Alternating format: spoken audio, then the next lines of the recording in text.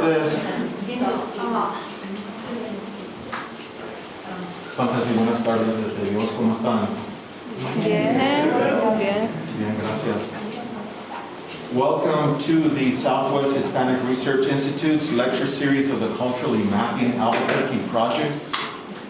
The Culturally Mapping Albuquerque Project at the University of New Mexico brings together scholars, educators, cultural workers, and students to collect, analyze, and interpret narratives on the relationship between migration and cultural heritage preservation.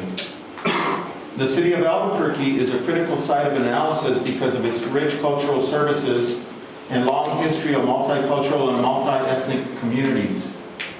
Indigenous populations and heterogeneous settler and migrant populations inhabit the city, and during the 20th century throughout the United States, human migration has been a catalyst for cultural change and retention amongst diverse communities.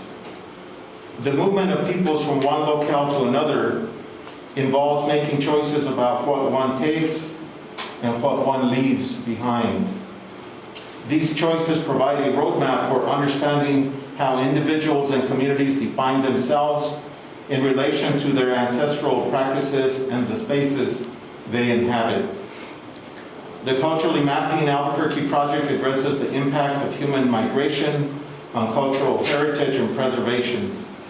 Today's presentation, West of Albuquerque, Manito Migration Patterns in the late 19th Century, is by Dr. Vanessa Fonseca Chavez. Vanessa Fonseca Chavez is an Associate Dean of Diversity, Equity, and Inclusion for the College of Integrative Sciences and Arts and an Associate Professor of English at Arizona State University. She received her MA in Hispanic Southwest Studies from the University of New Mexico and her PhD in Spanish Cultural Studies from Arizona State University.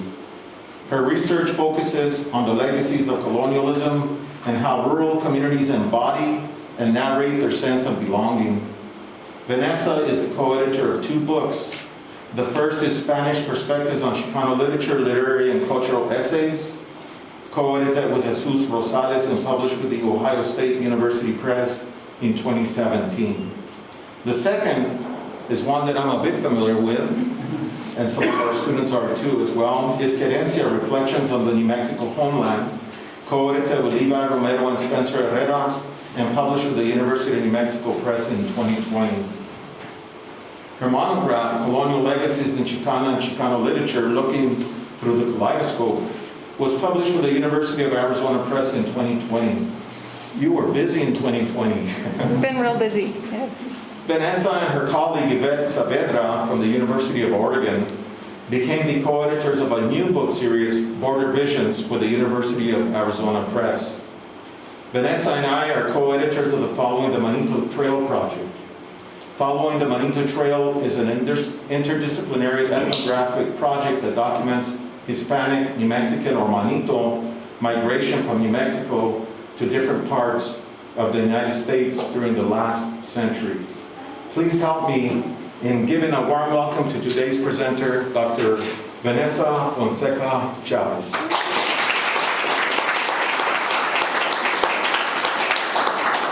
Awesome. Thank you, Levi, for that introduction. Thank you, everyone, for being here. I have a really big smile on my face. You can't tell, but it's behind the mask. It's good to see you all in person and to have you come out today for this presentation. I want to thank the Southwest Hispanic Research Institute and also Chicana and Chicano Studies for putting this together and for inviting me to be a cultural expert on the topic of outward migration from Albuquerque and from New Mexico. So I'm going to push a couple buttons here, hoping that the screen will come back up. There it goes. Okay. So the title of my presentation today is West of Albuquerque, Manito Migration Patterns in the Late 19th Century. The Culturally Mapping Albuquerque NEH project is focused on the 20th century, and I wanted to focus on that yesterday aspect of culturally mapping Albuquerque, the yesterday, today, and tomorrow, because I think knowing what these larger sort of historical migration patterns throughout New Mexico are important, and how people, even though they migrate outward from New Mexico and Albuquerque, they still maintain connections in various ways, and that's a lot of what the Manito Trail project is about. So thank you, Levi, for that brief introduction on the Manito Trail. And so my plan today is to do 4 different things. This was a really good exercise for me because this is actually part of a new book project I'm working on, and so now I can sort of conceptualize this in different ways as I'm working toward that book goal. And then I know Levi said I have a new Border Visions book series, so if anyone is out there in the publishing world thinking about publishing scholarly work on the borderlands, please let me know. So I first want to talk a little bit about the origins of the Following the Manito Trail project, which Levi and I co-direct, and we've co-directed since 2015. And then I want to talk about the beginnings of those migration patterns west of Albuquerque in the 19th century. And then I want to tell you a little bit about 2 storytellers in western New Mexico, and then how folks in eastern Arizona, specifically Hispano rural communities, are narrating their sense of place as they understand it. So I want to start with this flyer from Levi Romero's class. Back in the day, I think we went back and forth about when this class happened, 2006, 2007-ish. But it was a Following Manito Trail class, an intercession class that Levi had with his students from the University of New Mexico. They traveled through Colorado into Cheyenne, and they did oral histories with various folks in Cheyenne. Those were collected and preserved, and now they're part of the archive for the Following the Manito Trail project. And Levi said a little bit about the project, but I want to give you a little bit more information. So it's an interdisciplinary ethnographic project that documents Hispanic, New Mexican, or Manito, which is an enduring term that folks in New Mexico have been using for each other for many, many years. My grandmother used the term Manito when I asked them how she identifies. This is her daughter here in the room, so shout out to my mom here in the front row. So Manito migration from New Mexico to different parts of the United States during the last century. Looking at interstates I-25 and I-80 were the first sort of major corridors that we were looking at, primarily because I was at the University of Wyoming at the time, and Levi was in New Mexico. And I called him one day and I said, hey, what are you doing with this project? And he said, you want to work on it together? And I said, yes. And then we have this lovely collaboration now. So this project focuses really on the driving factors for Manito migration and the explorations, of course, of querencia. Levi and I have been thinking about querencia for a long time, or how one establishes a sense of self and community through place. The migration of Hispanos from New Mexico is an important history in the diaspora of Nuevo Mexicano culture. You can see Hispanos from New Mexico throughout the United States, and I'll show you that map in just a moment. But it remained for us at that moment an underdocumented account, though we know about the rich and broad historical legacy that Manitos have had across the entire United States, and how they've impacted the communities where they migrated. We first asked, who were these Manitos, and how did their social customs, religious traditions, language, food, and spiritual traditions survive outside of their cultural environment? So we intended to document the stories and memories that reflected a people's uprooting of themselves and their families in search of work and opportunity. Their oral histories came directly from the persons who experienced the migration. I want to give a shout out to Mr. Garcia back there, who participated in the Manito Trail oral history project a couple years ago. I was here on a fellowship over the summer, and we chatted, as probably many people do, with Mr. Garcia as they come in and out of the library. And we had a really great interview, so thank you, Glenn. The project also discussed issues of cultural identity and preservation of cultural traditions through different dialogues and discussions with families who originated in New Mexico. We saw it to be a timely and population-specific endeavor that engaged with Manito communities throughout the state, and we looked at questions of migration, labor, and querencia. Focusing on the last 100 years of migration patterns along major interstates. Again, for us, it was I-25 and I-80 because that took folks up to Wyoming. We had conversations with Manito communities who had historical knowledge and memory about the effects of modernization that promoted the necessity of cultural preservation through oral traditions alongside notions of place and home. The project engages with multiple disciplines and speaks to a variety of scholars and community members, including those situated in the humanities and social sciences and cultural activism. A survey of current research showed that while many scholars have focused on Manito communities within New Mexico, there were relatively few studies that centered on the Manito diaspora throughout the United States. This is important to consider as Manitos have established a cultural homeland in the southwestern United States and the Rocky Mountain region and beyond. The Manito diaspora began as Nuevo Mexicanos were faced with the need to move beyond their home state to become wage earners, following labor movements with farming, mining, and work in the rail and shipyards. Subsequent generations of Manitos have contributed significantly to the economy, culture, and history of the state in which they migrated.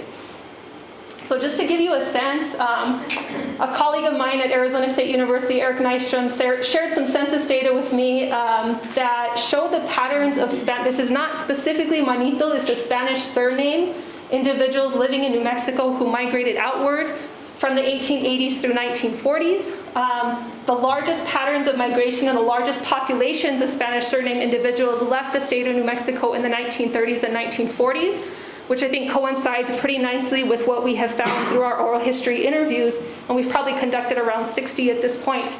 So most folks, when we talked to them in Wyoming, had gone up in the 30s and 40s, though prior to that point, they were single males moving up to Wyoming to become sheep herders, to work in the betabel, or the sugar beet fields, or to become railroad workers. And so this is just a map showing you what the major states of migration were. And so we have interviewed folks from Wyoming, from Arizona, from California, from Texas. So it's also very interesting to kind of think about what drew folks to Missouri, to Illinois, to New York, etc. This is our original Manito Trail team. We took most of these photos in an alley in Laramie, Wyoming. Adam Herrera, he's our photographer and our digital content person. He was really fantastic. So Robert Perea and Adam Herrera were at the University of Wyoming. Robert Perea was one of my graduate students. His family is originally from Cuesta, New Mexico, and he grew up in Cheyenne. So he was a Manito, part of the Manito Trail. And then Adam Herrera is a willing Latino for the project, so he's not a Manito himself, but he was really intrigued by the documentary aspect of the project. And there's Levi and I and Trisha Martinez, who started as a graduate student here at UNM. Many of you know Trisha Martinez, now Dr. Martinez, who then wrote her dissertation on the Manito Trail after she was inspired by the work and the research that we had been doing. Today the project has grown and morphed into a different group of individuals. Levi and I still as co-directors. Trisha Martinez has now upgraded to a research scholar with our team now that she's Dr. Martinez. Patricia Perea, expert in Manito migration from Texas into eastern New Mexico, is one of our other research scholars. And then Jesus Villa, who is at Arizona State University, a PhD student in anthropology and transborder studies, is our graduate research scholar, and Troy Lovata is our ever-willing expert contributor on arbor glyphs and archaeology. So I wanted to thank all of the different sources of funding. This work cannot happen without money, and that's a hard thing. Sometimes we call these trabajos del corazón, right? So these are things that are connected to our heart's work, but they cannot move forward without money. So I think it's important to recognize all the different funding sources that have come our way, including various funding sources at the University of Wyoming and the state of Wyoming, Arizona State University, national grants like the Whiting Foundation Public Engagement Grant, the Center for Regional Studies at UNM, the Greenleaf Visiting Library Scholar, which started my research on this project. That was back in 2015. And Levi and I did a presentation at that time on the Manito Trail project after my 12 weeks was done as a visiting scholar. And then more recently, the Northern Rio Grande Heritage Area that has graciously funded an upcoming exhibit, and I'll talk about that in just a moment. So we have had 3 exhibits, we have 3 documentaries, we have 60 plus oral history interviews. I commented to Levi earlier today that we have 50,000 documents in a hard drive that we have to go through that are related to the project. The first exhibit was held at the University of Wyoming in 2017 through the American Heritage Center. In 2018, we had a smaller exhibit just based on the arbor glyph research at the Sanitary Tortilla Factory here in Albuquerque. And then we currently are planning an exhibit from March through August of 2020 at the Millicent Rogers Museum in Taos. That exhibit is specifically focused on Manito families who originated in Taos and migrated outward. So look forward to that, put that on your calendars. It should be a lot of fun. This is just some examples of the scholarship that has come out of the Manito Trail project. This is a community engaged scholarship project. And so we are interested in disseminating sort of the work that we have been doing with communities. If you all have read the Querencia book, which I imagine many of you have in this room, Levi has a great essay on a tale of 2 querencias. So what does it look like when people migrate outward, looking at New Mexico as a querencia, but also other states or other spaces as alternate querencias? Trisha Martinez, her dissertation title, Living the Manito Trail, Maintaining Self, Culture, and Community. I know she's working on her book project. And then a variation of Levi's essay in Querencia came out in Greenfire Times, a special issue on Querencia. So there's a lot of really great essays in there about different people's connections to Querencia. The Annals of Wyoming is a Wyoming history journal that has been published for 50 plus years. Troy Lobata, Adam Herrera, and myself, and Trisha, all have articles in that journal. That is the second journal that they have produced in the last 30 years that focuses specifically on Latinos and Hispanics in the state of Wyoming. And then Western Lands, Western Voices. Trisha and I have an article that's going to come, this book just came out, like I'm waiting for my copy. So there's a great article in there just sort of conceptualizing the project, and then a forthcoming article in the recovery volume through the U.S. Hispanic Literary Heritage Project. So many things, and we've done many presentations, and this is just one of them. So we're really excited to be able to talk to everyone about the research and to invite people to collaborate and contribute their narratives. So because this is a culturally mapping Albuquerque project, I wanted to start with west of Albuquerque. This is my parents' home. I didn't tell my mom her home was going to be featured in front of lots of people. So, but I found it fitting. My dad actually owns a trucking company, so I think about this sort of like driving places all the time, returning home at the end of the day. When he grew up, when we were younger, he traveled a lot outside of the state of New Mexico, always coming back home. My mom held it down the entire time. So this is our property with fruit trees in the South Valley. This is not a place we started. We actually migrated to Albuquerque from Grants, New Mexico. I came here for school. My sisters came for school. Eventually, we all ended up in Albuquerque. I don't know why everybody came, but I'm happy we're here.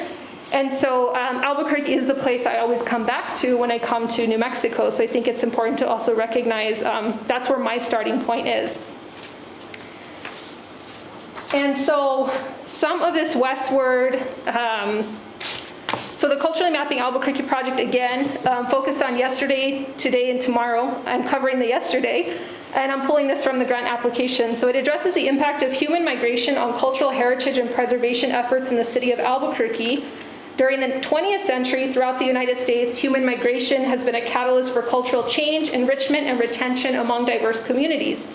The movement of peoples from one locale to another involves making choices about what is taken and what is left behind. These choices provide a roadmap for understanding how individuals and communities define themselves in relation to their ancestral practices and the spaces they inhabit. And I think that's a really beautiful way to think about more generally Querencia and what we carry with us. Gloria Anzaldúa has a really great quote that says she's like a turtle, she carries her home on her back, right? So how do each of us carry home as we migrate to different places? What other things do we pick up on the way? And how do we sort of come back to those places to replenish our spirits as we continue in our lives, right? In our very complicated lives sometimes. So I start here with the Nuestra Señora de la Luz de las Lagunitas grant and the Cebolleta grant, which is just located to the left. This new book project I'm working on centers the stories and histories of Hispano rural communities in eastern Arizona and western New Mexico. I'll talk about that more in a little bit. But beginning in the territorial period through the mid-1900s, there's a specific reason for that time period as well. It's related to different sort of labor migration patterns. I started working on this about 15 years ago. I was in my MA program in Southwest Studies here at UNM, sitting in the room over here, writing a paper on Atarque, New Mexico, using the archival collections from the Center for Southwest Research. Atarque because my grandmother is from there, and I'll talk about that in just a minute. So my interest in a lot of this work, these sort of westward migrations, are because my own family history is connected to that. I later came to contextualize this sort of movement as a larger migration history from central New Mexico. Namely, the folks that moved westward are from Los Padillas, Isleta, Belen. They went west to the Cebolleta land grant and later to places like Cubero, San Rafael, Quemado, Reyma. If none of these sound familiar, it's okay. They're all very small towns in western New Mexico. And eventually to the founding of Atarque in 1882, where my grandmother is from. But by the 1960s, that village had become a ghost town, and there are similar patterns of ghost towns, by the 1960s in western New Mexico. So the majority of early Hispano settlers who would eventually arrive in northwestern New Mexico were coming from a more densely populated area of central New Mexico. Abe Pena notes that, quote, on January 23, 1800, Governor Fernando Chacon granted 30 bold colonists from the Albuquerque Atrisco area a community land grant at Cebolleta. So that's the one you can see on the left side of the map. This was one of the first Hispanic settlements west of the Rio Grande. Although the Cebolleta land grant is considered to be one of the few land grants in New Mexico that remained in the hands of community members, the early settlements were not highly successful. The grant was in close proximity to Laguna Pueblo, but was also the subject to frequent raid by Navajos. This ultimately led to further migration to other parts of northwestern New Mexico. So it wasn't a place they should have been, nor a place they were welcome, so they had to keep it moving. So the larger questions that guide my research on western New Mexico and eastern Arizona are rooted in the socio-political, historic, and economic processes that have prompted Hispanos over time to migrate to this territorial border region in the late 1800s and to build coalitional communities to contest local and regional power structures in the late 1800s. Much of New Mexico's Hispanic settlements during the Spanish colonial period occurred where resources were readily available. Of course, this history is much more complicated, but for now it suffices to note that the majority of settlements in New Mexico considered to encompass the Hispano homeland as mapped by Richard Nostran did not include the regions of northwestern New Mexico covered in his research. So this wasn't even considered part of a Hispano homeland at the time that he was writing in 1996. In addition, while many of the more prominent archives in New Mexico, including here at the center and the New Mexico State Archives, have collections focused on Valencia County, the county in which many of these towns were located, though the materials tended to concentrate on places like Los Lunes and Belen, so they were even in sort of like the margins of Valencia County. Los Lunes and Belen had larger populations and were more centrally located geographically and politically. In Gabriel Melendez's work on Hispano newspapers in New Mexico, it's also worthwhile to note that with the exception of Gallup, New Mexico, no known Spanish language newspapers were produced in the region of western New Mexico. So I've been drawn to the various ways that Hispanic communities with long-standing roots in the American Southwest have narrated their sense of belonging or their querencia. Most often, these stories are associated with longer histories of colonization, migration, and settlement, and are connected in really complicated ways to other histories of settlement and migration by other racial groups. In this larger book project, I'm interested in mapping the economic migration of Hispanos to western New Mexico and eastern Arizona. So I really like this idea of culturally mapping that the NEH grant has brought into conversation.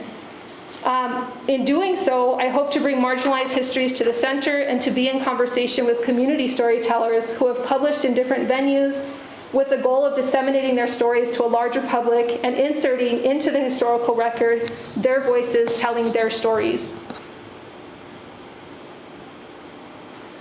So this is a map from the Voigt family, and this is important because it kind of shows the epicenters of economy west of Albuquerque in the late 1800s and early 1900s. This is part of a book called Baling Wire and Gamusa. So it's about the Voigt family ranch in Rama, New Mexico. You can see that in red. And then the intersecting other sort of major economies in western New Mexico, including the sheep ranch and homestead in San Mateo, which Abelicia Pena writes about. And then Atarque, which is the Atarque Sheep Company headquarters, which Pauline Chavez Bent writes about. So these areas tend to be really important, as well as Magdalena and Socorro, as sort of major areas of commerce and major areas of sheep and cattle ranching in the late 1800s and early 1900s. By about the 1940s and 50s, sheep ranching goes away and cattle ranching becomes very popular. And so that's sort of the point where I stopped the book, because I'm interested more in sort of those economies driven by sheep herding. So in this part of the presentation, what I want to talk about is two authors, Pauline Chavez Bent and Abelicia Pena, both who grew up in northwestern New Mexico and who published in community newspapers, magazines, newsletters, and went on to publish books on the history of families who settled in the area in the late 1800s. So I first want to acknowledge that there are many community narratives that are taking place in this region by Hispanos, both in New Mexico and Arizona. So in eastern Arizona, for example, communities in Concho hold dear the book entitled Concho, the Enchanted Pearl, written by E.M. DeGlane and published by the Concho Historical Society in 1981. This book is a treasure trove of history, family genealogy, and folk tales of the area. A little further west, in Winslow, Arizona, Rosa Archuleta Sheets, a self-described Chicanera, profesora, and historiadora, is now finishing a 3-part trilogy on Chicanos in Winslow. These books are self-published and are filled with details of Mexican-American life in Winslow, with connections to other parts of eastern Arizona and western New Mexico. Lastly, around 5 years ago, I spoke with yet another community storyteller, Gloria Martinez, who was working on a book tentatively titled Lost City, about her own family's migration from western New Mexico to eastern Arizona when they left San Francisco or Frisco for the mining town of Morenci. And there's a lot of research that has been done on families, copper mining families in eastern Arizona, so it's not my intent to replicate that work. And it's also part of a, that doesn't happen until the 40s, 50s, and 60s, but there is a huge migration pattern of folks who are working in the copper mines. So with the exception of Archuleta Sheets' books, each of these authors have outlined their history and stories within a framework of conquest, drawing from Spanish colonial history to discuss the settler origins of their families. While eastern Arizona and western New Mexico is considered home to many communities, we must remain vigilant that the settlement period of both Spanish/Mexican origin and Anglo-Americans are part of the colonial project to deterritorialize indigenous peoples in this area, including the Zuni, Pueblo, Hopi, Apache, and Diné peoples. Regarding indigenous Spanish and Mexican history in the U.S. Southwest, historian and my colega Yvette Saavedra notes that, quote, there are histories that have been buried by the continuous and multifaceted legacy of colonialism. So I write about that quite a bit in my book, and Yvette tackles that as well in her book, Pasadena Before the Roses. So looking at the colonial history of California before the well-known history of Pasadena. Much like California, Arizona tends to privilege the history of the U.S. colonial period and the settler colonial narrative of Anglo conquest. This certainly is true within the context of northwestern New Mexico and eastern Arizona, which has a well-documented history of Anglo-American settlement beginning in the late 1800s. And I think the complicated part of doing this work is contending also with those histories, right? So I've been going back and forth with thinking about temporalities of power, you know, where folks in this region have experienced power and powerlessness at different points in time, and what that looks like through their literary and cultural production, right? Because part of it too is them feeling the way that they feel toward Anglo settlers, but also the sort of the colonial sort of mindset that they impose on indigenous peoples around them, right? And then of course in eastern Arizona now, and I think like many rural communities in that region, tend to be largely conservative and anti-Mexican, pro-border wall, these sort of things. So these are all complicated aspects of doing this kind of work. So rural Hispano communities along the western New Mexico border, much like the work that we're doing on the Manito Trail, remain underdocumented. Often thought of as vestiges of past economic booms, such as Grants, New Mexico, which is a former uranium mining town, or as vanishing villages that were unable to combat modernization of the Southwest through the Americanization process. This was the case with Albuquerque, New Mexico. As a point of departure for the project and an acknowledgement and appreciation of local histories and stories, this book project will center the many ways that stories are told, often as fragmented pieces of history that come together to provide a more nuanced understanding of rural communities and border spaces. While historical documentation includes census data, census data, newspapers, and other materials, we can think about this as a foundation for a historical presence, something that has otherwise been undocumented. Oral histories for us allow a space for community to reflect on placemaking. And so in the spirit of embodying multiple elements of community, I'm interested in storytelling narratives that form at the intersections of archival research, community celebrations, and oral history gathering related to placemaking and place marking. So the map that I'm showing here is one that comes from Pauline Chavez-Bent's book, Albuquerque, Now All Is Silent. So I did mention that this is a ghost town now. And so I think that the idea of culturally mapping and marking is important, especially for these communities, because this sort of shows us the larger region that Albuquerque was intersecting with during that time period. So while they were located in Albuquerque, they do know important points throughout New Mexico that, you know, may be important to the extension of their communities, the extension of their homelands, the extension of, for example, you know, newspapers in Albuquerque were publishing what was happening in Albuquerque. Newspapers in Arizona were publishing what was happening in Albuquerque. So this wider region and the necessity for this mapping as a way for us to understand what was the reach of this community at that time. She also provides the history, the more specific mapping strategies that she has here is mapping out the actual community. So where was everything located? Where were the families located? Lorenzo Chavez, Jeronimo Garcia, Guillermo Landavaso, Blas Chavez, all of these people that you would not read about in history books, they're marked here, right? So that presence is marked. And I want to point out too, in this newspaper article to the right, this was from after my grandmother passed away. This is something I found within her archives. And what's interesting is the very sort of generalized descriptions that you find beneath each picture. But then my grandma went in and she's like, this is Don Damasio's chicken house. This is, Simplicio Garcia's house, right? So something that, a writer from the newspaper may not have known, but she's able to insert that history into that archive. So Atarque has marked itself literally on the landscape.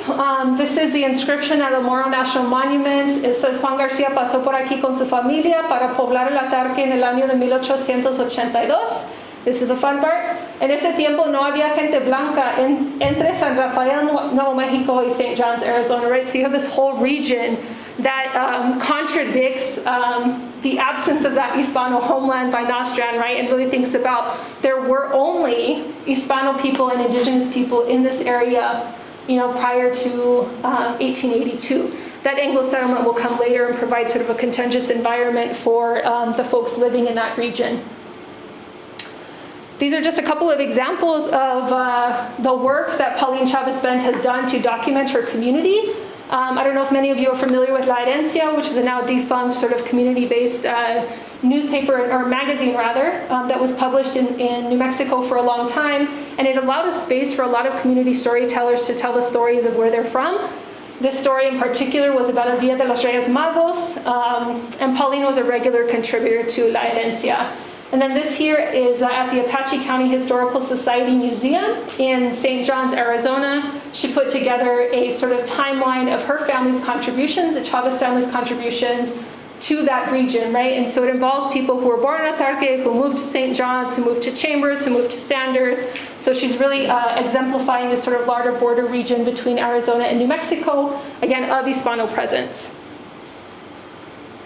And this is a mural that is in the community center in Fence Lake, New Mexico, which was the Anglo community that was built, that was established alongside Atarque, which ultimately provided a way for the Hispanos to have to move to another place, right? So they were displaced by this Anglo settlement. I laugh because I asked my grandmother at one point, like, how did the gringos get here? And she says, I don't know. She goes, they were coming from Texas, they got lost, and so they just stayed.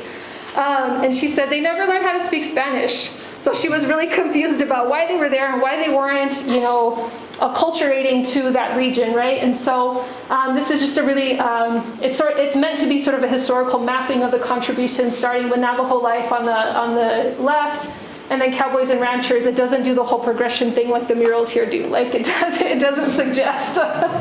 It doesn't do those things, which I think is great. But it's just in a community center, and it used to be the place that my grandmother would go dancing when she was a kid, which I think is really cool that they're trying to preserve that space.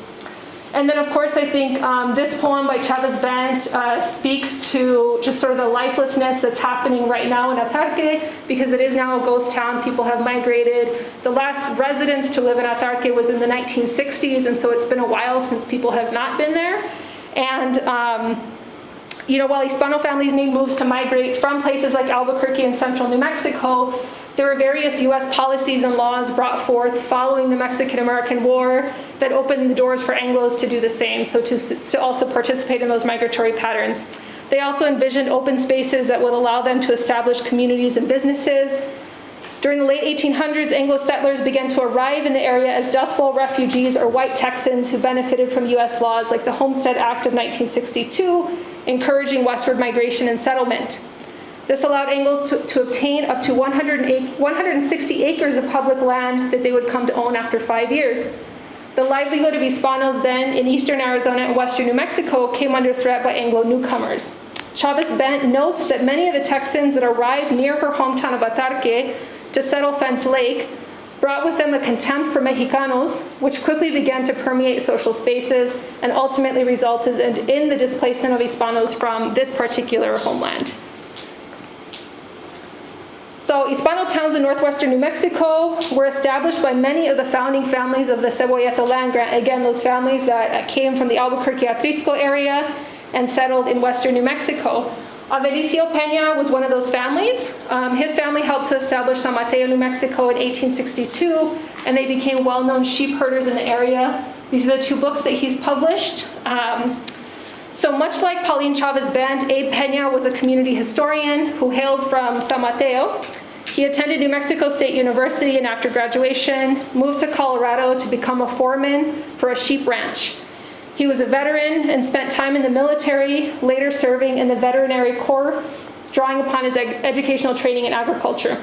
He was a Fulbright scholar, he ran for state office in New Mexico, and became a country director for the Peace Corps, among other accomplishments. He was always drawn back to sheep herding and agriculture, which afforded him the opportunity to serve as the foreman of the largest sheep ranch in the state of New Mexico. Many of you will be familiar with the Hubble Ranch. So he worked for the Frank A. Hubble Company, located in Quemado, one of those other small towns that was part of the Manito Trail for many folks migrating from Albuquerque to western New Mexico. He and his wife, Viola, would return to Abe's family ranch in San Mateo later in life to become part owners and operators. I first met Abe Peña. He actually lived down the road from me in Grants during my master's program at UNM, and I interviewed him at his home, and I had not known at the time that, about his investment in local culture and history, though I was aware of his books. I have his recording on one of those little tiny cassettes, so I need to digitize it and then think about, I haven't listened to it in so many years. But I knew that he had written these books focusing on stories from New Mexico villages throughout western New Mexico. His archive is really extensive, and he includes a long history, and this includes a long history of writing columns for the Grants Beacon, later known as the Cibola County Beacon, starting in 1987. He also wrote for La Herencia. In the 1990s, he hosted a show called Enchanting New Mexico. It was a local public access TV program. And then in the early 2000s, he started a history program called Memories of Cibola, which I think he then integrated into the books here. So Abe also has some maps for us. These are similar in nature to the ones that Pauline Chavez offers, but a little bit farther north. And so his sort of sphere of influence is really San Mateo, Mount Taylor, Cebolleta, Cubero, still part of that original migration westward from Albuquerque, and still sort of encompassing Rema, which is where the Voigt Ranch was located. You don't see Atarque here, but Abe was very well aware of the different sort of communities that were in Atarque, Magdalena, and Socorro at that time. So Abe, again, like Pauline Chavez Bent, contributed regularly to La Herencia. He writes about the importance of sheep trails as a lifeline for many Nuevo Mexicanos, including himself. The following Manito Trail project also focuses on aspects of sheep herding, which I mentioned, and we've produced a documentary highlighting the arbor glyphs that Manito, Latin American, and Basque sheep herders carved into aspen trees in the Sierra Madre Mountains of southern Wyoming. And so that was in great thanks to Troy Lovata, who's a professor here in the Honors College, and his expertise on arbor glyphs and carvings in aspen trees. So Abe Peña's papers, this is that article about the sheep trail and the livelihood. And he does talk about the importance of sort of sheep migrating to New Mexico as well, right? And what that longer history is, and how it became, again, a lifeline for folks living in western New Mexico. Abe Peña's archive, again, is extensive. It's located at the Special Collections at New Mexico State University, which is his alma mater. His archive, Pauline Chavez Bent's archive was donated to the Southern California Genealogical Society. Part of that is because she spent a good portion of her life living in Huntington Beach. She started a group called Los Hidalgos in California who met regularly. They were also Manitos who had migrated to California. And so I have not been to look at her archives, but they are fairly extensive. That group, Los Hidalgos, shared a lot of family and community stories, and they also did extensive genealogical research. So both of their archives are the results of their efforts to document the histories and cultures of communities who have experienced various migrations and uprootings. They are fragmented pieces of a regional history that has not been told in full and has not been centered within larger histories related to New Mexico's territorial and early statehood period.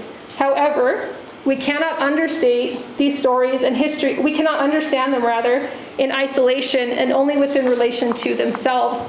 They are tied to colonial processes, which include at times their particular privileges and at others displacement and deterritorialization. Looking at these stories in relation to other stories and histories of the region, including indigenous narratives of belonging and forced removal, are also necessary to better understand the larger context of migrations and settlement and the ways in which Hispanos at times participated in colonialist structures. Of course, as I move forward with the research, these are concerns that I keep in mind while being attentive to the questions that first brought me to this undertaking, which is to understand and articulate a sense of place and belonging for rural Hispano communities who migrated west from Albuquerque to western New Mexico. So the last part of the presentation today is focused on how folks are narrating place in eastern Arizona as another sort of extended Manito homeland. And this is work that I've been doing more recently. There was another group of settlers descended from Cubero, New Mexico, from that land grant. Cubero was founded in 1833 after the Mexican government gave a tract of land to encourage the settlement of a colony there. Many of Concho, Arizona's current Hispano residents are descendants of these two people here, Manuel Antonio Candelaria and Regina Baca from Cubero. These are the grave sites of both Manuel Antonio Candelaria and Regina Baca, which are located in Concho, Arizona. Manuel Candelaria, or M.A. Candelaria, has a larger sort of folkloric history related to, I think Frank Dobie writes about him in his work. He is someone who allegedly was captured by an indigenous group, was set free, tried to return to his Hispano family. They didn't believe it was him.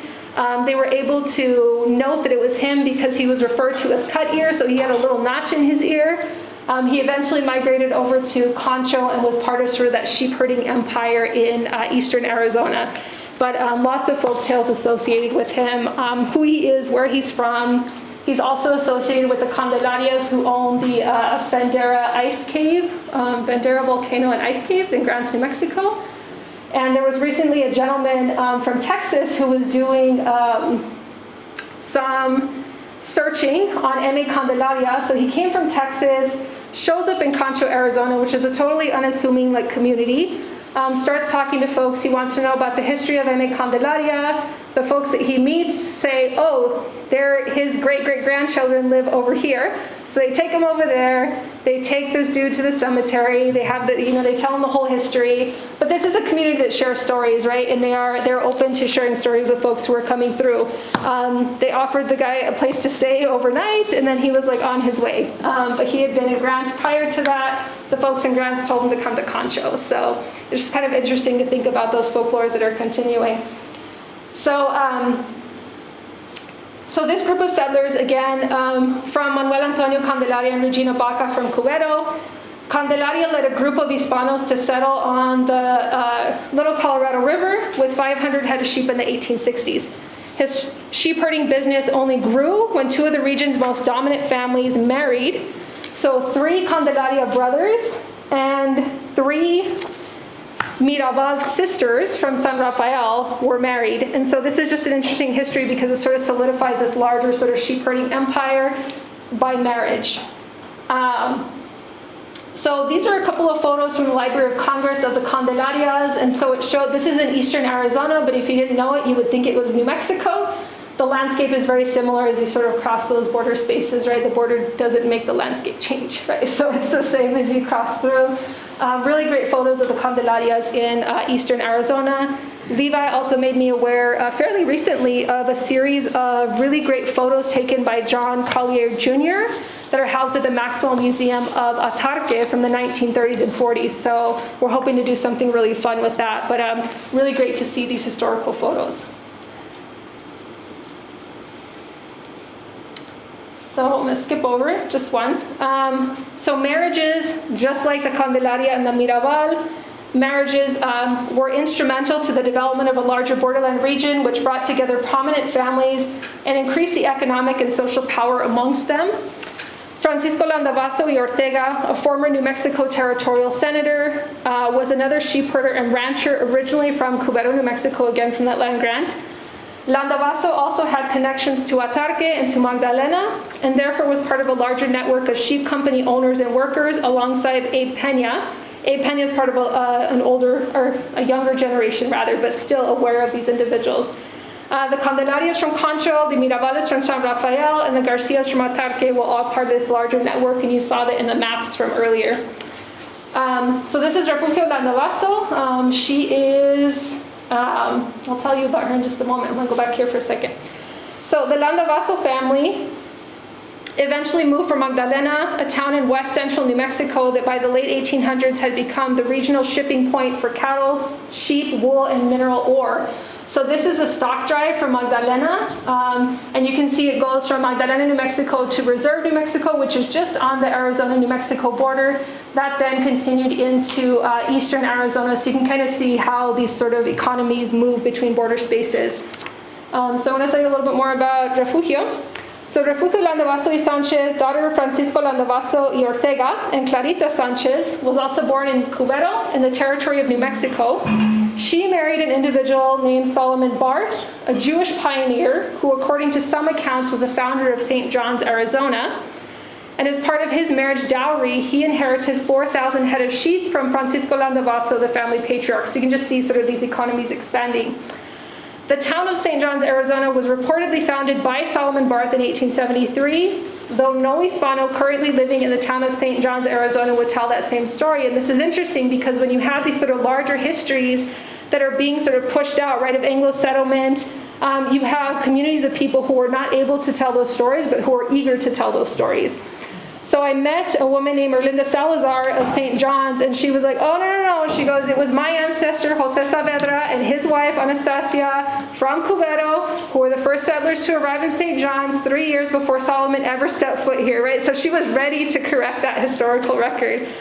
I'm less interested in the story of Solomon Barth and really more interested in Refugio Landavaso y Sanchez, because it's not easy to recover her story, and I think for most folks who do historical research in 19th century, early 20th century, it's hard to find the women, it's hard to figure out what they were doing, not a lot of people are writing about them, and Emma Perez has some great work where she talks about stories being written about women, not by women, right? And so what does it look like to uncover the story of someone that is difficult to uncover? And so her story really emerges from the margins of those of not only her father, who was this patriarch and this sheep company owner, but of her husband, Solomon Barth, who has a much more contentious history, and also her children, who were fairly prominent within Arizona and New Mexico during their lives. So her story is an important narrative to uncover because ultimately it demonstrates the power that Hispano women wielded in the politics of Eastern Arizona. So for example, she's Catholic. She comes over to Eastern Arizona. Solomon Barth is Catholic by proxy, and he advocates for Hispanos who are Catholic in Eastern Arizona. That contributes to lots of fights with the Mormon community in Eastern Arizona, but he takes the side of his wife's religion in these conflicts, and so it's kind of interesting, and of also her racial heritage as well. So he takes the side of Hispanos and Catholic Hispanos because his wife said so, basically, which I like to think that that's why, right, that she was like, listen.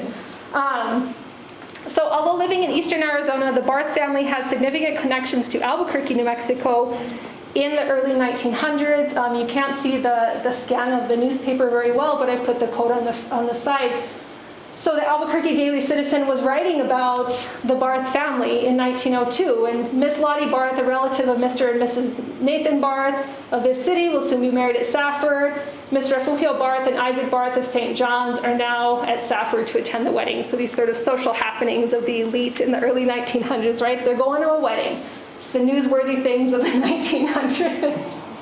And then in the Winslow Mail on June 8th of 1912, there's an article that talks about Miss Refugio Barth, who is in Albuquerque with her sons, right? So her sons have gone from St. John's to Albuquerque. The eldest child of theirs was named Isaac, and he was one of the most prominent lawyers in St. John's. And for 10 years, he managed the St. John's Herald Observer. And then in 1940, he published a profile on his mother, which is another way for us to know more about her. The copies of this article are at the University of Arizona Special Archives. She has other children, 7 of them: Clara, Cecilia, Jacob, Maurice, Rika, Adelaide, and Carlota. 3 of the sons attended school in Grand Rapids, Michigan. The other older girls were sent to St. Vincent's Academy Convent in Albuquerque. So again, this sort of connection back to Albuquerque. Jacob and Maurice took over the family holdings, and Cecilia, the only one who never married, had to stay in St. John's to manage the Barth Hotel. But Clara, one of the daughters, I think this is really interesting to kind of recognize in the future, again, to the extent that women were involved in the political matters of statehood, that Clara was a secretary to one of the constitutional conventions that led to statehood for Arizona. So I think it's also important to recognize. Of all the siblings, everyone migrated out except for Cecilia and Clara, who stayed in St. John's after Isaac passed away. And they managed the affairs of the Barth estate, but they passed away in 1969 and 1979. Their estate was given to various organizations around St. John's, and the last time I was there was a lot of fighting about the G-Bar Ranch that was given to the Catholic Church in St. John's and what the Hispano community members thought should be done with that.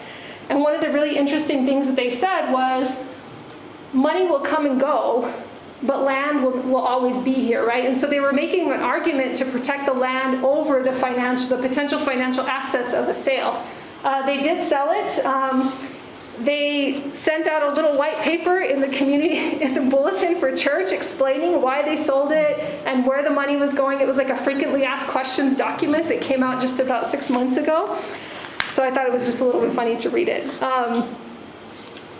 And so this community, so there's a Facebook group called Las Familias Primeras del Rio Colorado Chiquito, and they're also using cultural mapping strategies to think about what is the larger sort of area of families that first inhabited the area, right? I love that it includes the Navajo Nation. I love that it includes the Zuni Reservation, because it doesn't elide the fact that indigenous homelands were here before Hispano people ever arrived, right? So these are the first sort of families that inhabited the area. Their region starts, just east of Gallup and goes all the way to Flagstaff. So what's interesting about this migration to eastern Arizona is that at some point, they don't even acknowledge that they're New Mexican. They say, our families came from New Mexico at some point, right? And they're saying they came from Polvadera, from Dati, from Magdalena, from Reserve. None of them are saying they came from Albuquerque, though just a generation prior, their families were from Albuquerque. And so they, most of them don't call themselves New Mexicans. Most of them think that New Mexico, that New Mexico's fascination with themselves is quite interesting. Just the same way we feel about Texans, they feel about New Mexicans. So they have this sort of unique culture, and it is things like, they have Concho heirloom chili that they grow. They have St. John style tacos. So it's this very interesting diaspora that is very different from the sort of extended Manito homeland that we might envision in northern New Mexico and southern Colorado. So I imagine it might be similar, but it wasn't. And I thought that was really interesting. So when I first met these communities in, missing a page? Yes. So last year I received a grant from the Whiting Foundation, which is a national organization to document the stories of St. John's, Concho, and Springerville, Arizona. And this is a collaboration with the Apache County Historical Society Museum, local libraries, and communities. We had intended to conduct storytelling and preservation workshops in rural eastern Arizona. Of course, COVID changed all of that, but we wanted these workshops to build on the ways in which the region's Hispanic communities sustain their histories, customs, and culture, and how they communicate their cadencia.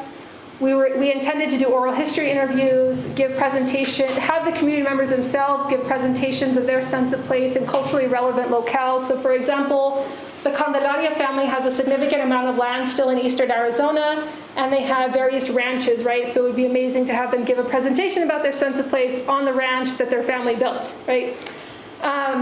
We thought about this project as something that drew upon cultural studies, language, history, and other fields to explore how Hispanos in eastern Arizona trace their history to the founding of these 3 towns. And they all have really compelling stories about how they did this.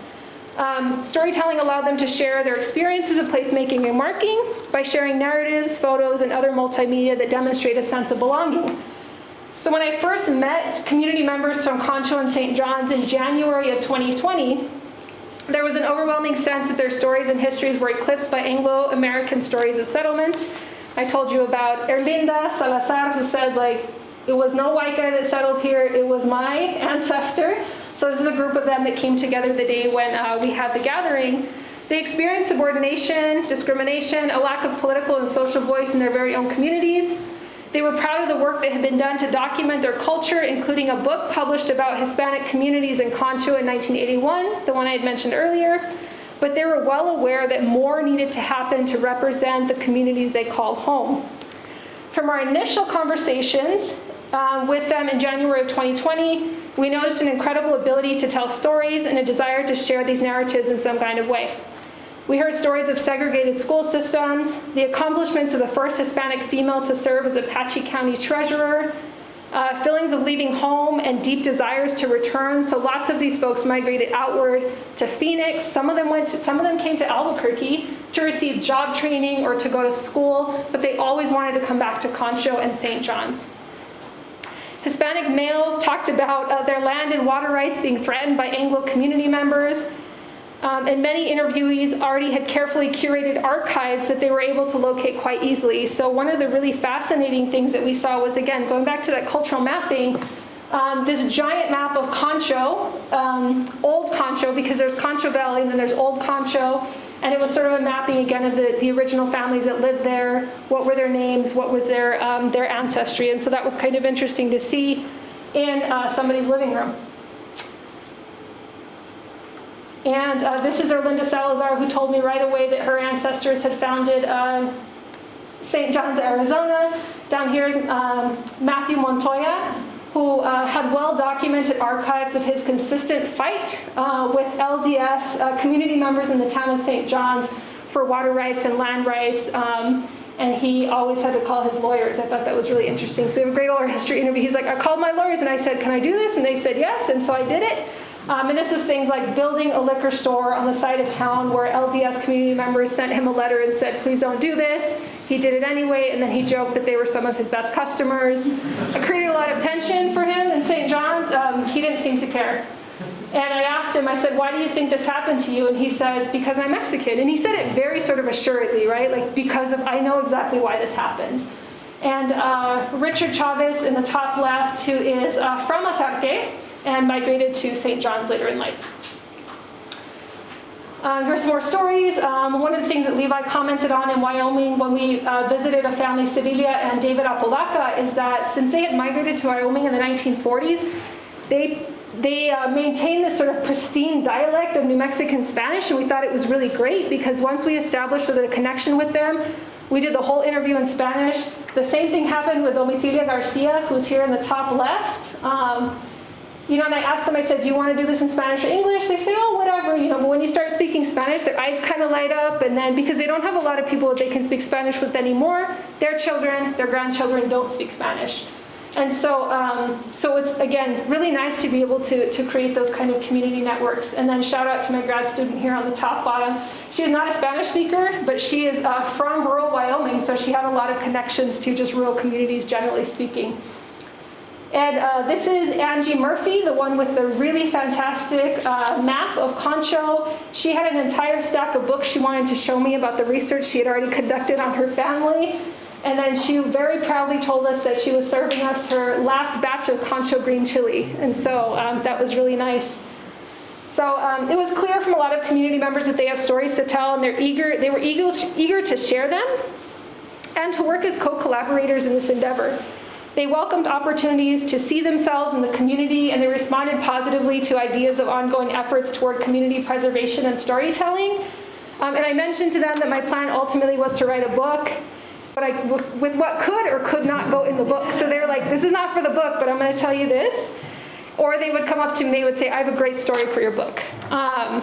And then we also agreed that any profits from the book would go to the Concho Valley Water Board because there are significant water concerns in Concho. And so, as professors, we don't make a ton of money off of books, I think. Maybe Anna Nogad can attest to that, and Levi can attest to that, but we're happy to share the profits with anyone.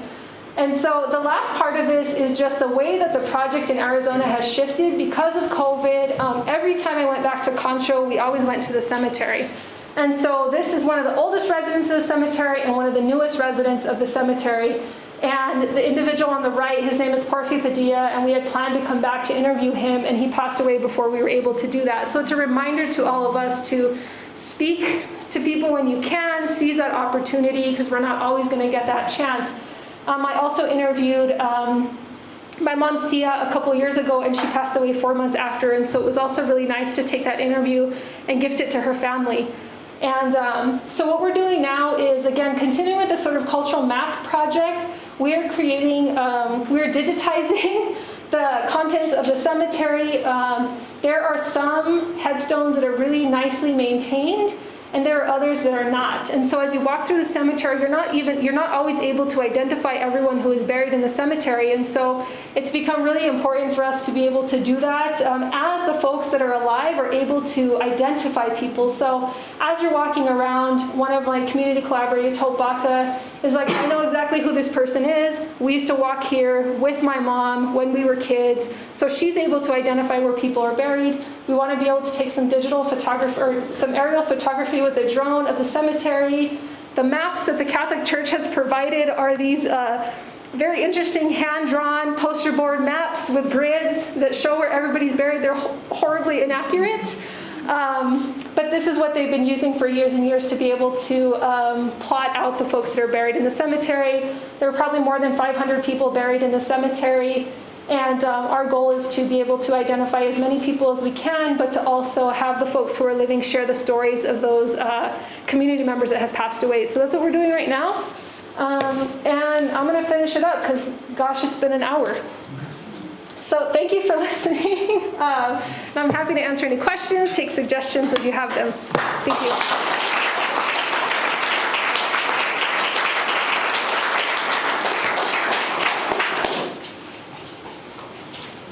Just reminded me how long-winded I am.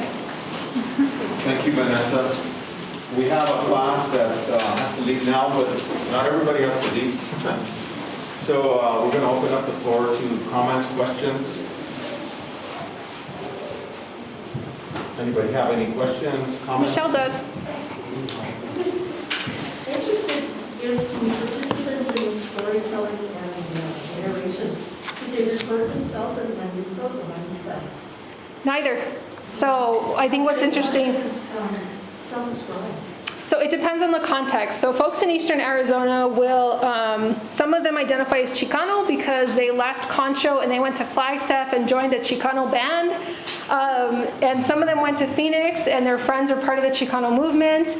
When they came back home, their mom told them, "You're not a Chicano," right? So there was this like distaste for that word, and it was related really to like an urban experience, right? So folks in Concho did not relate to that urban experience, not the older generation anyway. But with Matt Montoya, for example, when I asked him, why did all this happen? He said, because I'm Mexican. But then you also have the population, I think this is true in New Mexico as well, where you have folks say like Mexicans, but like those Mexicans, right? So they made this distinction between sort of more recently arrived immigrant populations and them. And so it really does depend on the context. None of them say that they're New Mexicans or Manito, which I think is quite interesting. Did they know what you meant when you described the research? Mm-hmm. Yeah, so they had heard the term before. Yeah, they had heard the term before. It's not something they used in their families. What's interesting, though, is that the Facebook group, the Primeras Familias de Rio Colorado Chiquito, they do say that they're Manitos in their description. And so I don't know what their context is. And some of them, I don't think we've interviewed anyone as part of the Facebook group, but we have interviewed people from the same communities as those folks. And so I think maybe because those folks do more historical research, they're finding that affinity as opposed to it being like grown from within the community. Other questions? Irene? Could you go back to that one slide where you have like a newspaper article about República bards? Yep. There's like two side by side. Yep. So you had mentioned something earlier about the ways in which narratives that are shared displace, or I don't know if it's a kind of layering over earlier narratives. And when I saw this, I was thinking about how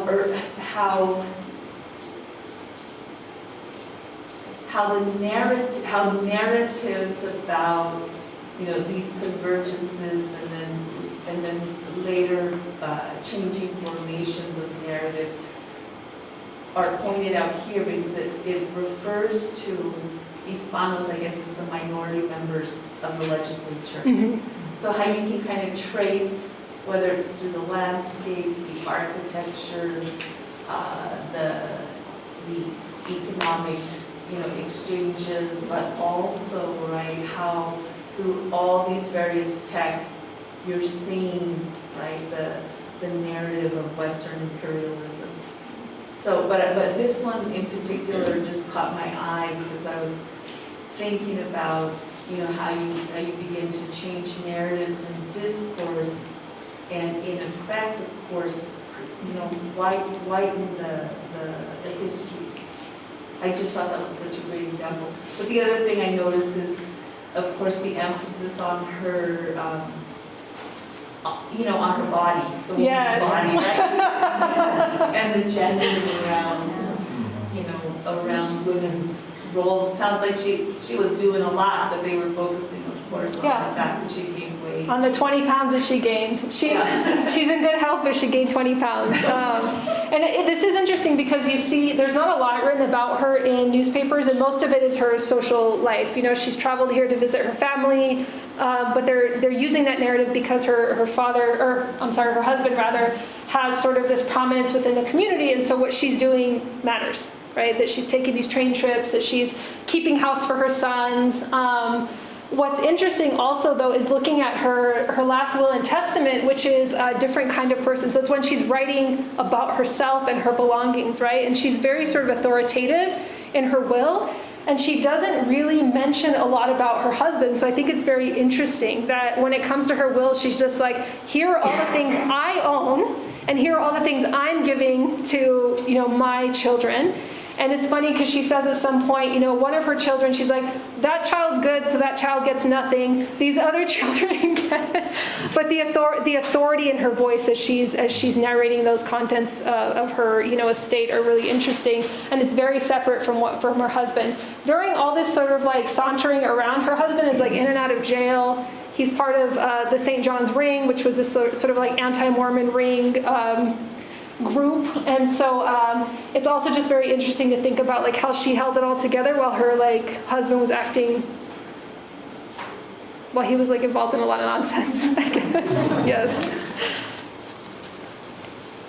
Yes. Thank you for that talk. It was really fascinating to be able to take in.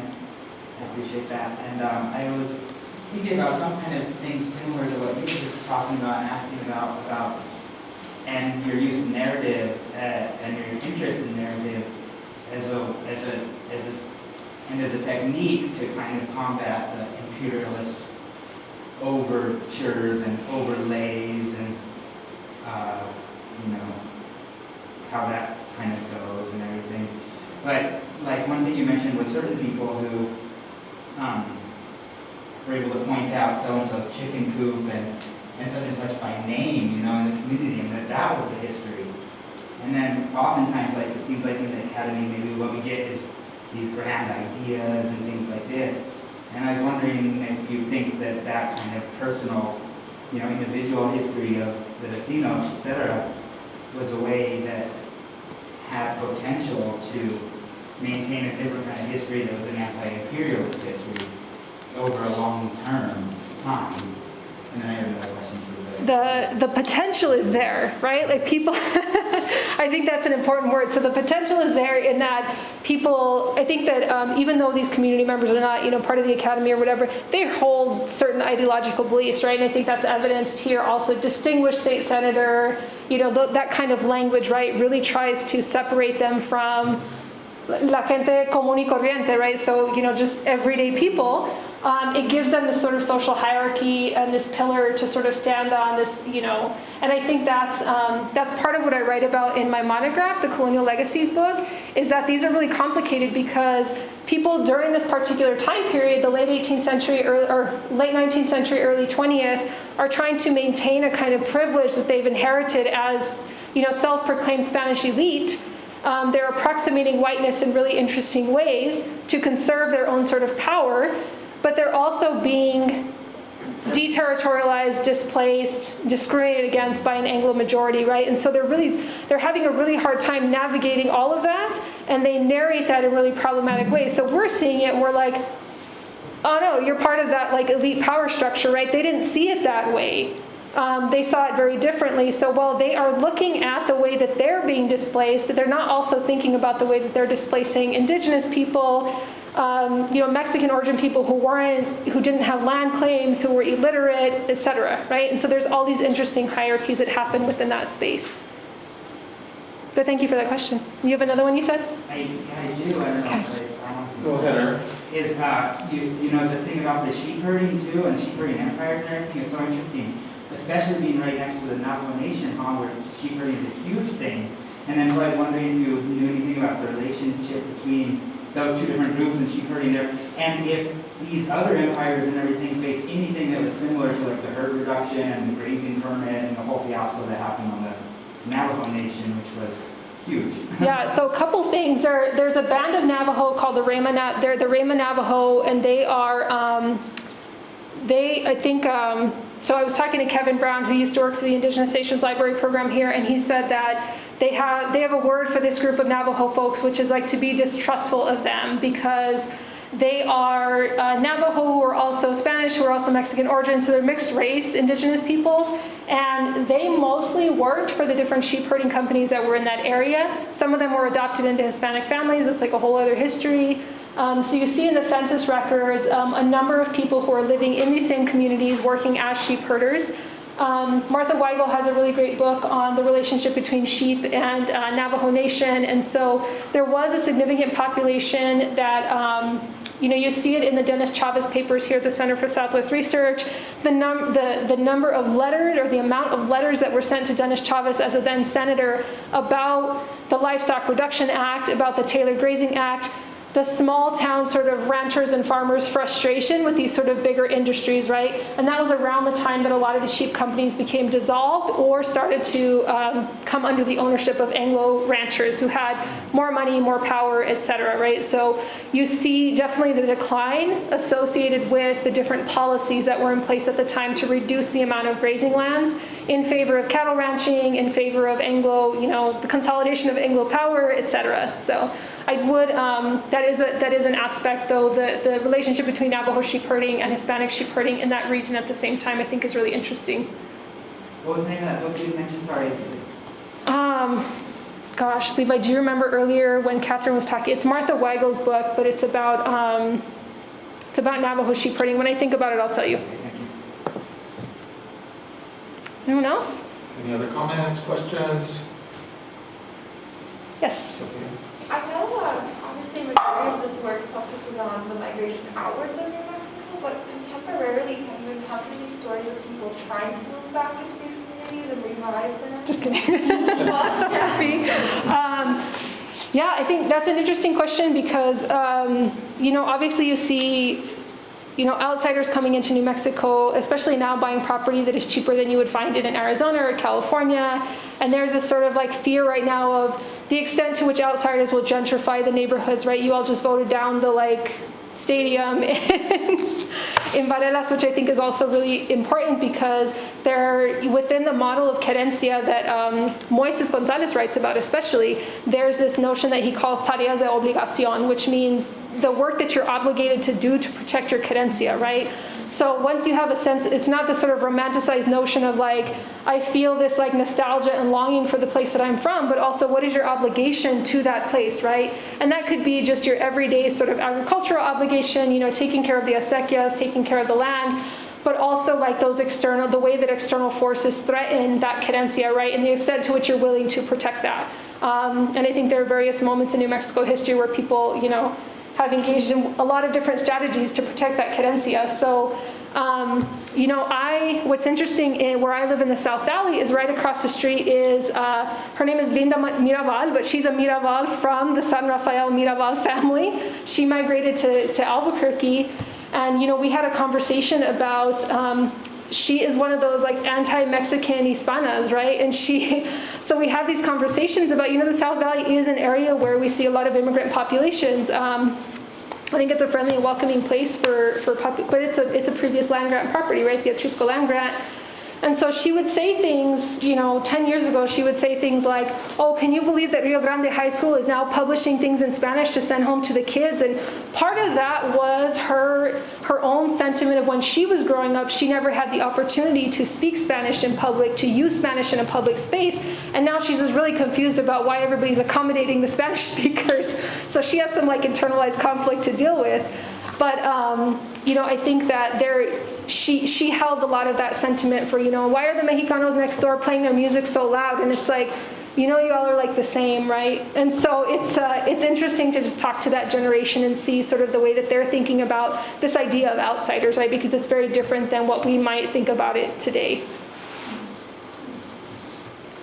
Also, following the Manito Trail project, one aspect of it that we're focusing on also is not just the migration outward, but the migration back from families who left, are coming back now or have come back, or their kids have come back to their communities, and how they're treated not as local people, but as outsiders. It's an interesting phenomenon too as well. And that does play into that tareas de obligación, right? Because if you have someone in that community who has been there for 30, 40 plus years and has done that work day by day, and then you have people who maybe grew up there, left, and came back, they were like, where have you been? Where have you been while we've been doing this work, right? And so there's that understandable sort of resentment. And maybe they wanted to get out too and they couldn't, or maybe they always wanted to stay there, right? But it's a complicated dynamic for sure. Mary? Does the Following the Manito Trail website have some of those stories? We're putting them on blogs now. Yeah. Yeah, so we do have a blog, and anyone's welcome to contribute to that blog. We do have a flyer that I think probably Levi can circulate at some point for anyone who's interested in participating. You will see the 3 documentaries that we produced are on there, and then we're in the middle of just a revamp on the website, so look for it. But the exhibit in the spring at the Millicent Rogers Museum will have a lot of those stories. My question was, first, thank you for the presentation. It was very informative. In the Querencia anthology and also your presentation, one of the things that I really appreciated was the conversation and about the nuances of history, of colonization, because a lot of the stories and accounts that I have read have been very romanticizing Spanish migration and settlement in New Mexico, so I really have appreciated that. My question is, from your presentation, it's really clear that you're a very good community-minded researcher, and I was wondering if you have any tips or resources for being a good researcher and being a good neighbor, because I know in some of our conversations around our own research and our own work, it's always give the end product to the people that you interview, but that's not enough, and it's clear that you all have done so much more. Yeah, I think it's a lot of work, and it's a lot of worthwhile work, right? So I was just telling Levi the other day, I got a call from a 90-year-old woman that we interviewed years ago, right? And we, as part of our commitment to the oral histories, we provide everyone with, their consent forms, the transcript, we get them transcribed, we ask them to look it over, and if there's anything they want to change in it, they can do that. Any kind of photos that we had taken, so we just give that archive back to them, right? But she called me and she was like, you got a couple things wrong, and let me tell you, and so we had this really great conversation, and she goes, you didn't mention my daughter Ruth at all, and I was like, I didn't know you had a daughter named Ruth. Well, I do, and so I was like, okay, I'll go back and put Ruth into there. But we've had, I think part of the reason why this is good and easy and heartfelt work for us is that these are the same communities that we're coming from, right? And so when you go into these communities with a sense of reciprocity and relationship, it's a lot easier, right? And so, last year at ASU, I served as the president of the Faculty Women of Color Caucus, which was difficult during the COVID year. And what I found is a lot of folks wanted to be extractive and transactional with the group of women of color, right? Because it was a political moment for them to be more attentive to, what women of color need, what people of color need more generally. And I had to tell them, do you function within our ethos? Here's our ethos. We welcome you to be in relationship with us. If you don't want to be, then we're good. We're good over here. So you can't, I think the idea of being extractive and transactional with people is not the way to go, right? Especially as you're building these communities. And, you know, going out and just collecting a story and then never speaking to those people again is not in reciprocity, it's not in good relationship. And so it does require a lot of extra effort, right? So, you know, I'll take a day trip to Concho, which is 3.5 hours, spend 3 hours with them and come home. And, you know, I'll do that as many times because not only I love going out there and I love engaging with the community, but I also feel like building that relationship is so pivotal, right? And there are people who, you know, we published a couple of articles on, and this is in one of the documentaries that you can see on the website with Annie Mejorado and Susan Vigil, and I've been in contact with them over the years, right? And so I just published a piece for the Recovery Project on this moment of Chicana activism in the 1980s that they were really pivotal to, you know, and so I shared it with them. They read it over and they said, thank you so much. We never thought that our stories were exceptional until we saw them down on paper, right? And so, and then they're like, let us know whatever you need. We're always here to support the causa. So I thought it was really cool. Yeah, so we just have to move forward with that sort of intentionality and relationship building, because otherwise if it's perceived to be transactional and extractive, they have better things to do with their time, right? They have like water issues to fix in the community. So, yeah. Other questions, comments? Y'all are amazing. Vanessa, you said one thing that really stands out for me, well, amongst all of so many things that you said, but was that with the kind of work that you're doing is so important, similar to the kind of work that my students have done in my cadencia class this semester, is inserting histories into the archives. And it brings to mind the adage that if you don't tell your own history, someone will tell it for you, and it will be wrong. So with that, gracias, Vanessa. Thank you, Levi.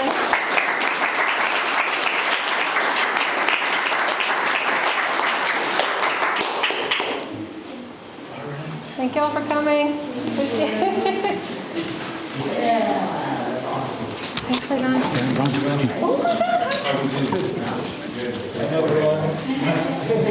Everyone.